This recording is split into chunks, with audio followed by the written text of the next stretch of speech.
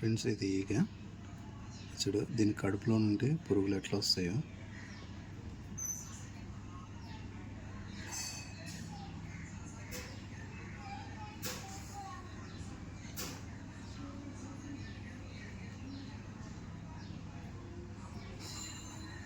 ఇదా బతికిన పురుగుల కదులుతున్నాయి. సో అందుకే ఆహారమైన ఈగలు వాలకూడదు అని చెప్తారు.